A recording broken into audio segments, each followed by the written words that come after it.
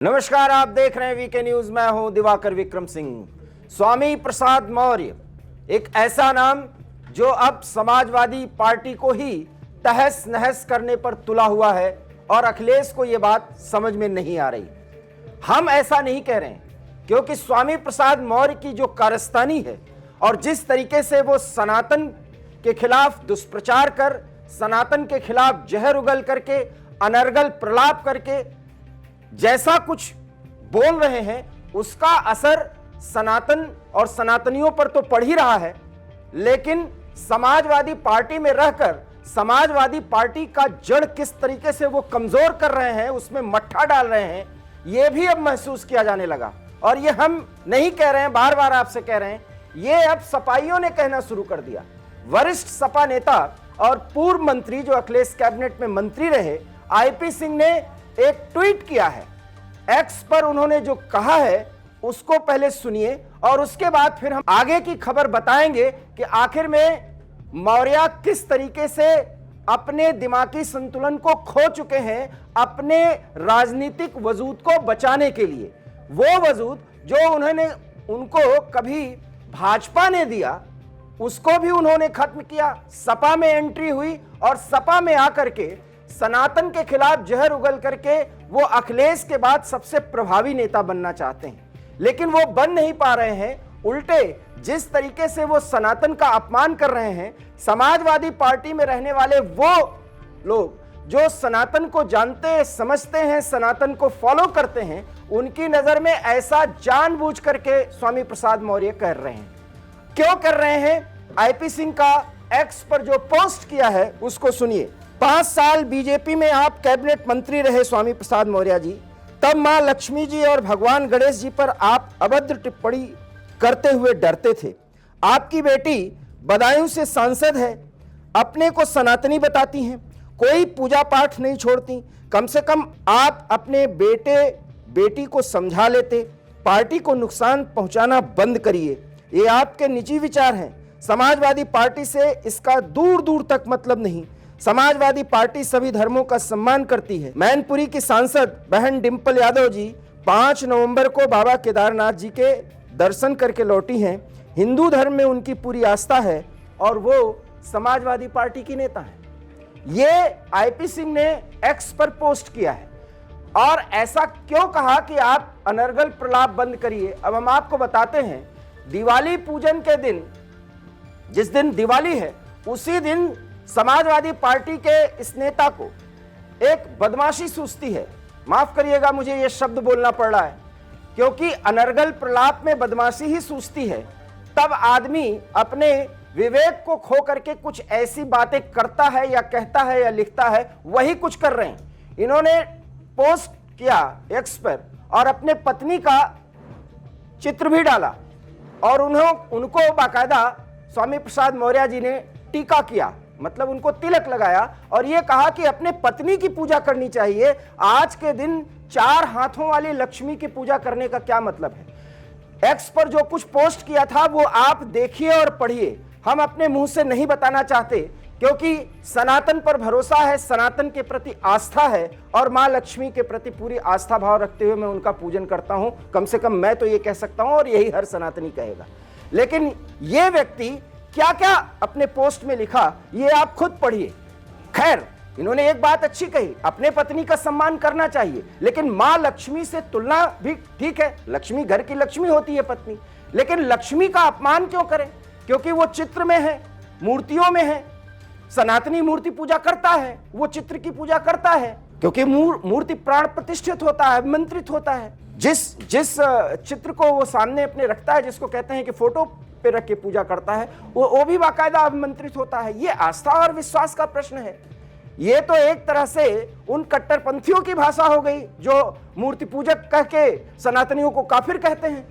ये उसी रास्ते पर ये व्यक्ति चल रहा है। खैर, ये व्यक्ति दिमागी संतुलन खो बैठा है, लेकिन ऐसा लगता है कि ये व्यक्ति जानबूझ करके कर रहा है। और आईपी सिंह ने जो एक्स पर पोस्ट किया है वो सही है। और कांग्रेस के नेता प्रमोद कृष्णम ने तो जो बात कही है वो बहुत अच्छी बात कही है कि लगता है स्वामी प्रसाद के मुंह में और आगे मैं नहीं बोल सकता, ये बीमारी हो गई है, डैश डैश डैश ये बीमारी हो गई है। और योगी जी से उन्होंने अनुरोध किया कि थोड़ा इलाज करवाएं मौर्य जी का, ये प्रमोद कृष्णम ने कहा है। और ये कह रहा है, ये जो काम कर रहे हैं उस पर प्रमोद कृष्णम ने कहा है कि समाजवादी पार्टी को खत्म करने का एक तरीके से इन्होंने बीड़ा उठा लिया है, संकल्प ले लिया है। तो स्वामी प्रसाद मौर्य के खिलाफ कांग्रेस भी पूरी तरह से लामबंद हो रही है कि इनके जवान को लगाम लगाई जाए। अखिलेश यादव क्यों ऐसा नहीं कर पा रहे हैं ये तो अखिलेश ही जाने, लेकिन लगता है अखिलेश अभी समझ नहीं पा रहे हैं, क्योंकि कट्टरपंथियों को खुश करने में समाजवादी पार्टी के इस नेता स्वामी प्रसाद मौर्य की बातें, जो अनर्गल प्रलाप है, जिसका खुद अखिलेश फॉलो या मतलब जिसका परिपालन नहीं करते होंगे, जिसका अनुसरण वो भी नहीं करते होंगे, क्योंकि आईपी सिंह ने ठीक ही कहा कि अभी डिंपल कुछ ही दिन पहले बद्री केदार के दर्शन करने गई थी और वो सांसद हैं, समाजवादी पार्टी की नेता हैं, समाजवादी पार्टी के मुखिया की पत्नी हैं। और आईपी सिंह ने बिल्कुल कहा कि बहुत से सनातनी समाजवादी पार्टी में हैं, ये अनर्गल प्रलाप बंद करिए स्वामी प्रसाद मौर्य जी। और जो उन्होंने सवाल उठाया, ये सवाल लाजमी है कि समाजवादी पार्टी को बर्बाद करने पर तुले हुए हैं, क्या इसके पीछे कोई रणनीति है? रणनीति भी दिखती है, क्योंकि संघमित्रा इनकी जो पुत्री हैं वो भारतीय जनता पार्टी से बदायूं से सांसद हैं और उनको अपने पिता पर गर्व भी बहुत है। उन्होंने भी एक्स पर पोस्ट किया, प्रधानमंत्री मोदी की तारीफ में भी बहुत बातें कहती हैं। जैसे उनके पिताजी मां लक्ष्मी का इतना बड़ा अपमान कर रहे हैं, वैसे संघमित्रा उस दिन दीपावली की शुभकामनाएं दे रही है, मां लक्ष्मी का आशीर्वाद सबको मिले, वो ऐसा कह रही है। तो क्या अपनी बेटी के राजनीतिक भूमि को, जिस पर वो खड़ी हैं, अर्थात सनातन का अनुसरण करते हुए भारतीय जनता पार्टी से सांसद हैं, वहां उनको मजबूती दे रहे हैं और अपना एक खिड़की बना करके, दरवाजा एक तैयार करके फिर से बीजेपी में वापसी की वो कोशिश करेंगे जब मौका मिलेगा। हालांकि मौका देना नहीं चाहिए, क्योंकि अगर भारतीय जनता पार्टी ऐसे व्यक्ति को फिर से संरक्षण देती है तो फिर भारतीय जनता पार्टी के खिलाफ सनातनी मुहिम चलाएंगे, क्योंकि इस व्यक्ति ने कोई कोर कसर अभी तक नहीं छोड़ी है सनातन का अपमान करने के लिए। और ठीक ही कहा स्वामी रामभद्राचार्य ने कि यह व्यक्ति पागल हो चुका है। और हमने भी आपको एक बार इस वीके न्यूज में बताया था कि ये स्वामी प्रसाद मौर्य प्रतापगढ़ से हैं और संयोग से प्रतापगढ़ का रहने वाला मैं हूं। इनके बारे में तो ये भी कहा जाता है कि ये जिस वर्ग से आने का दावा करते हैं ये है ही नहीं, ये किसी के द्वारा गोद लिए गए थे। खैर, उस कहानी का जिक्र मैं नहीं करना चाहूंगा, वीके न्यूज पर आप जाके देख सकते हैं, हमने बताया है। तो स्वामी प्रसाद के राजनीतिक तौर तरीके को हम समझते हैं, लेकिन पागलपन की यह हद उन्होंने पार कर दी है। कौन सी राजनीतिक भूमि को उर्वर बनाना चाहते हैं, एक बड़ा सवाल है।